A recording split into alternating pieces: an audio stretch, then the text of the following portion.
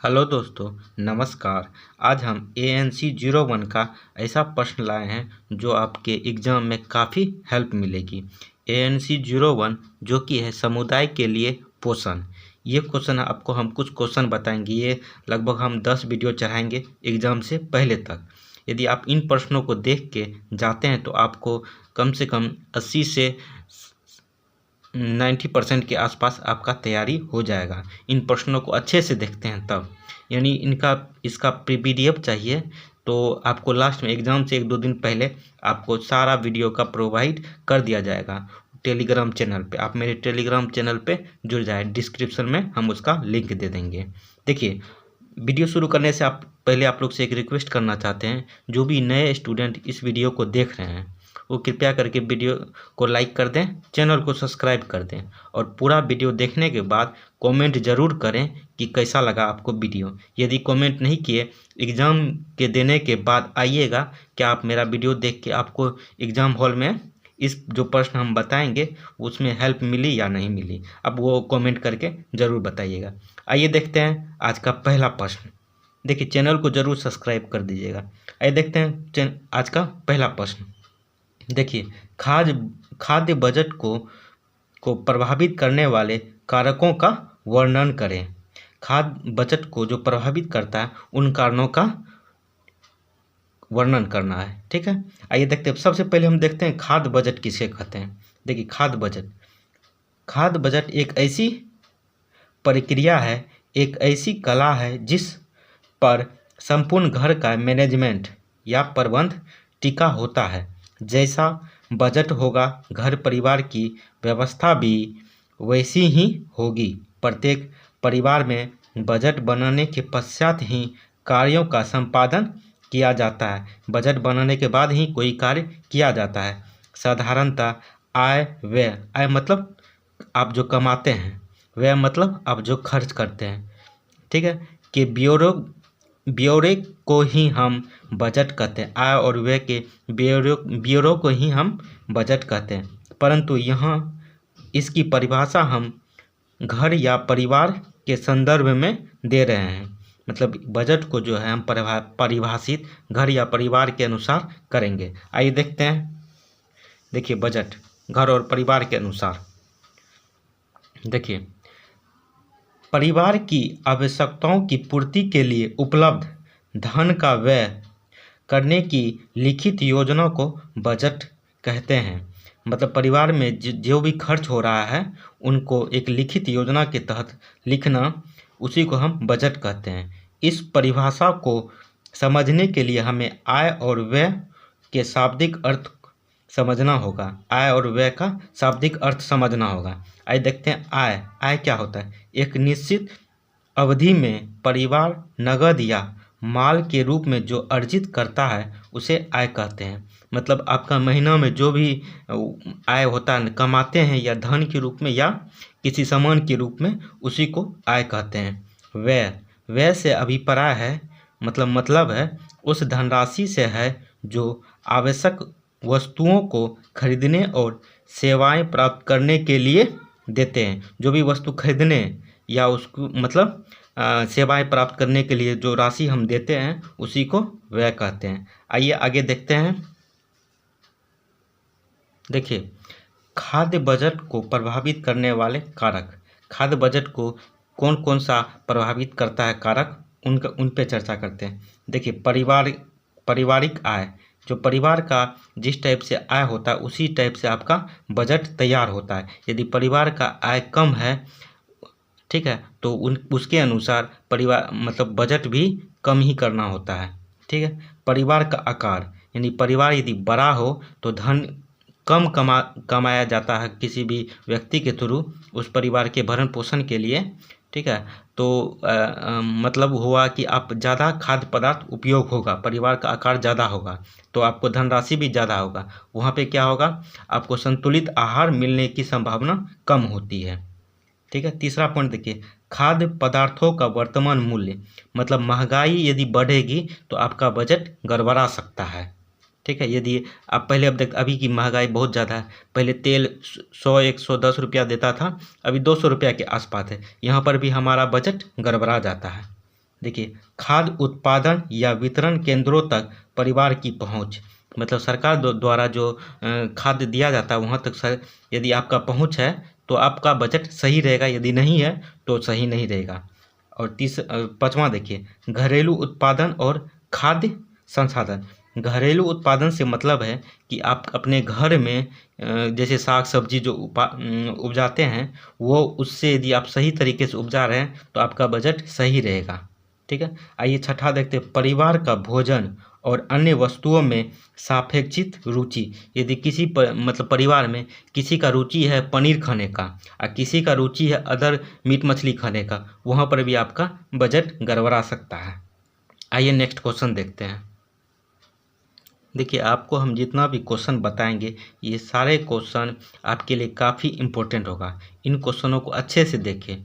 ठीक है, आइए देखते हैं नेक्स्ट क्वेश्चन। देखिए मधुमेह के रोगी की आहार व्यवस्था क्या है। देखिए मधुमेह जिसको इंग्लिश में हम डायबिटीज़ भी कहते हैं, उस जो रोगी मधुमेह रोगी डायबिटीज़ का जो रोगी होता है उसको आहार व्यवस्था किस तरह करना चाहिए। सबसे पहले हम जानते हैं कि मधुमेह क्या होता है। देखिए मधुमेह एक चयापचयी विकार है, ठीक है, जिससे रक्त में शर्करा का स्तर सामान्य से अधिक हो जाता है। शर्करा मतलब ग्लूकोज, ठीक है, सामान्य स्तर से ज़्यादा हो जाता है। 10 से 12 घंटे तक बिना कुछ खाए पिए शरीर में ग्लूकोज का सामान्य स्तर 80 से 120 mg पर 100 ml होता है। मतलब कुछ बिना खाए पिए आपका 80 से 120 के बीच में रहना चाहिए। क्या ये आपका डायबिटीज़ मतलब जो भी आपका शर्करा होता है वो, ठीक है। चीनी जिसको इंग्लिश में चीनी भी कहते हैं, चीनी का मात्रा 80 से 120 आप बोलचाल की भाषा में बहुत आप सुने होंगे, चीनी बढ़ गया वही होता है। देखिए आगे रक्त में यदि ग्लूकोज का स्तर इतना बढ़ जाता है कि गुर्दे इसे संभाल नहीं पाते। यदि ग्लूकोज का मात्रा बढ़ जाता है तो गुर्दा जिसमें वो चिपका हुआ रहता है उसे संभाल नहीं पाता है। तब पेशाब में भी ग्लूकोज हार्मोन आने लगता है, पेशाब के थ्रू वो निकलने लगता है। यह बीमारी इंसुलिन हार्मोन की कमी या फिर एकदम नहीं होने की वजह से होता है। ठीक है, आप समझ गए। अब देखिए मधुमेह, आगे देखते हैं मधुमेह डायबिटीज होने का क्या कारण है वो देखते हैं। सबसे पहले देखिए मधुमेह के कारण मतलब ये बीमारी क्यों होता है। देखिए इसमें जो है आपको एक आहार व्यवस्था ही पूछा गया है। हम वह मधुमेह भी समझा रहे हैं, उसके होने के कारण भी, और आहार व्यवस्था भी समझाएंगे। ठीक है, आइए देखते हैं मधुमेह के कारण यह रोग क्यों होता है। शरीर में इंसुलिन का ना होना या फिर कार्यशील ना होना। शरीर में इंसुलिन नहीं होता है या वह कार्यशील नहीं होता है। ठीक है, आगे देखते हैं दूसरा, शरीर में इंसुलिन का होना लेकिन कम मात्रा में। इंसुलिन तो होता है लेकिन कम मात्रा में होता है। देखते हैं मधुमेह के रोगी की आहार व्यवस्था। मधुमेह जो डायबिटीज़ के जो पेशेंट है उसको किस तरह का आहार व्यवस्था देना चाहिए। सबसे पहले इंसुलिन की खुराक, उन्हें इंसुलिन की खुराक देना चाहिए। ऊर्जा 20 से 40 कैलोरी पर डे देना चाहिए। प्रोटीन 1 ग्राम शरीर के वजन के हिसाब से, प्रोटीन जो है 1 ग्राम देना चाहिए शरीर के वजन के हिसाब से। कार्बोज मतलब कार्बोहाइड्रेट किस में पाया जाता है, ये आलू हुआ, चावल हुआ, इस सब में कार्बोहाइड्रेट पाया जाता है। 80 से 100 ग्राम। वसा मतलब फैट 15 से 20 ग्राम देना चाहिए उनको आहार में, जो डायबिटीज़ के पेशेंट है। आइए नेक्स्ट क्वेश्चन देखते हैं। देखिए ये क्वेश्चन जो है ना काफ़ी इम्पोर्टेंट है, कई बार आपके एग्ज़ाम में पूछा गया। प्रीवियस ईयर में जो क्वेश्चन हम निकाल के लाए हैं ये कई बार एग्ज़ाम में ये पूछा गया है। आइए इस प्रश्न को अच्छे से देखें। जितना भी प्रश्न आपको बताएंगे ये सारे प्रीवियस ईयर में रिपीटेड होता आ रहा है, और आप भी इन प्रश्नों को अच्छे से तैयारी करते हैं तो आपका भी एग्ज़ाम अच्छा जाएगा। आप कम से कम 70% से एबव नंबर ला सकते हैं ANC 01, जो कि है समुदाय के लिए पोषण। आइए देखते हैं ICDS के मुख्य घटक कौन कौन से हैं। सबसे पहले जानते हैं ICDS क्या होता है। देखिए ICDS जिसका फुल फॉर्म होता है इंटीग्रेटेड चाइल्ड डेवलपमेंट सर्विस या समन्वित बाल विकास सेवाएं कार्यक्रम, जिसको हिंदी में कहते हैं। ठीक है, देखिए जानते हैं इसे हिंदी भाषा में राज्य आपदा मोचन बल कहा गया है। यदि आपसे पूछा जाएगा एग्जाम में राज्य आपदा मोचन बल किसे कहा गया है, तो आप लिख दीजिएगा ICDS या समन्वित बाल विकास सेवाएं कार्यक्रम। ठीक है, आइए आगे देखते हैं। यह योजना 2 अक्टूबर 1975 को शुरू की गई थी, जिसके बाद कुपोषण से पीड़ित बच्चों को सभी प्रकार की सुविधाएं प्रदान की गई। देखिए ICDS का बनाने का मुख्य उद्देश्य यह था सरकार का कि जो भी कुपोषित बच्चा होता है उनको इस बीमारी से बचाने के लिए हम क्या क्या कार्यक्रम चला सकते हैं, वही इसका मुख्य घटक जो पूछा जा रहा है प्रश्न में। आइए इसको देखते हैं, इसका मुख्य घटक क्या क्या है, विस्तार से जानेंगे। यह प्रश्न आपसे पूछा जाएगा तो आप भी लिख सकते हैं, सिर्फ वीडियो के साथ बने रहें। देखिए ICDS के मुख्य घटक जो कि होता है, ICDS का फुल फॉर्म आपको बता ही दिए हैं। देखिए इंटीग्रेटेड चाइल्ड डेवलपमेंट सर्विस होता है, या हिंदी में इसको समन्वित बाल विकास सेवाएं कार्यक्रम कहते हैं। देखिए इसके मुख्य घटक क्या क्या है। सबसे पहला है पूरक पोषण, जो देखिए ICDS जो है सरकार के द्वारा कार्यक्रम चलाया जाता है, जो आंगनबाड़ी केंद्र में इसका मुख्य ग्रामीण क्षेत्र में होता है। ठीक है, देखिए सबसे पहले है पूरक पोषक।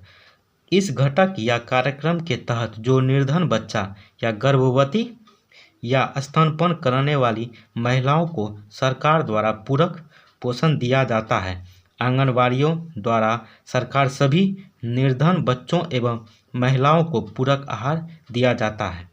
ठीक है, जो गरीब बच्चे रहते हैं या गर्भवती महिला होती है जो अपना पोषण अच्छे से नहीं कर पाती है, आंगनबाड़ी केंद्र के थ्रू उनको एक पूरक आहार दिया जाता है सरकार के तरफ से। आइए दूसरा देखते हैं, टीकाकरण। देखिए टीकाकरण इस परियोजना के अंतर्गत सभी शिशुओं को संक्रामक रोगों जैसे गालघोंट, काली खांसी, टिटनेस, पोलियो तथा क्षय रोग के प्रतिरोधक टीके लगाए जाते हैं। खासरे के लिए भी प्रतिरोधक टीके प्रदान किए जाते हैं। सभी गर्भवती महिलाओं को टिटनेस से बचाव के लिए टीके लगाए जाते हैं। देखिए ICDS का मुख्य उद्देश्य यही है कि कुपोषित जो बच्चा है उसको कम करने के लिए या उसको ख़त्म करने के लिए बच्चे में किन किन योजनाओं को चलाना चाहिए। सबसे पहले पूरक पोषण हुआ, दूसरा टीकाकरण हुआ। आगे देखते हैं तीसरा। देखिए तीसरा, स्वास्थ्य की जांच, छोटी मोटी बीमारियों का उपचार तथा संदर्भ सेवाएं। देखिए आंगनबाड़ी में नियमित अंतराल के बाद बच्चों, गर्भवती महिलाओं तथा स्तनपान कराने वाली माताओं का निरीक्षण तथा उपचार स्थानीय स्वास्थ्यकर्ताओं जैसे महिला स्वास्थ्य परिदर्शक सहायक नर्स द्वारा किया जाता है। महिला स्वास्थ्य परिदर्शक को स्वास्थ्य सहायिका भी कहते हैं। इसके अतिरिक्त आंगनबाड़ी कार्यकर्ता छोटी मोटी बीमारियों का निरीक्षण और उपचार स्वयं ही करती है। आज देखते हैं चौथा पॉइंट, वृद्धि अनुवीक्षण। देखिए इस परियोजना के अंतर्गत बच्चे या बच्चों के समूहों की शारीरिक वृद्धि अर्थात भार और लंबाई पर निगरानी रखी जाती है। ICDS कार्यक्रम के अंतर्गत वृद्धि के रिकॉर्ड का तात्पर्य बच्चों के भार का रिकॉर्ड रखना है। मतलब आप जिस टाइम बच्चा जन्म लेता है उसका टाइम पे उनका भार का रिकॉर्ड रखना पड़ता है आंगनबाड़ी केंद्र में जो कार्यरत रहती है। जैसे कि हम सभी जानते हैं कि शारीरिक भार बच्चे की वृद्धि का महत्वपूर्ण सूचक है। मतलब जो शरीर में यदि आपका भार अच्छा है, वजन अच्छा रहता है तो वह जल्दी विकास करता है, कुपोषित होने का खतरा कम रहता है। क्योंकि लंबाई की तुलना में भार लेना तथा जांचना अधिक सरल है, इसलिए आंगनबाड़ी केंद्र में बच्चों के स्वास्थ्य तथा पोषण स्तर में हुई प्रगति को जानने के लिए वजन को मापा जाता है और रिकॉर्ड किया जाता है। ठीक है, आगे देखते हैं शालापूर्व अनौपचारिक शिक्षा और अवसर। देखिए शालापूर्व अनौपचारिक शिक्षा के अवसर। शालापूर्व क्या होता है, 2 वर्ष से 6 वर्ष के बीच का बच्चा को शालापूर्व बच्चा या शिशु कहा जाता है। इस योजना के तहत विशेषकर 3 से 5 वर्षों के बच्चों को शिक्षा के लिए प्रेरित करना तथा कठिन कार्य पाठ्यक्रमों की पद्धति का अनुसरण करने की बजाय उनकी उत्सुकता को जागृत करना है। परंतु अधिकतर आंगनवाड़ी कार्यकर्ता अभिभावकों की मांग पर बच्चों को वर्णमाला तथा संख्याओं के बारे में भी पढ़ाते हैं। आइए देखते हैं लास्ट, पोषण शिक्षण। यह कार्यक्रम गर्भवती, स्तनपान कराने वाली तथा अन्य सभी महिलाओं और किशोरियों के लिए है। ठीक है, इतना ही रखते हैं। कैसा लगा वीडियो कमेंट करके ज़रूर बताएं। आपको हर टर्म में जो सब शब्द होता है समझाने के लिए वो समझाते आए हैं। आप एक बार में नहीं समझें तो 2 बार देखिए वीडियो को। नेक्स्ट वीडियो जो डालेंगे उसके लिए चैनल को सब्सक्राइब कर दें, बेल आइकन का घंटा जरूर दबा दें। ठीक है, चलिए थैंक यू, जय हिंद। चैनल को ज़रूर सब्सक्राइब कर दीजिएगा। चलिए थैंक यू, जय हिंद।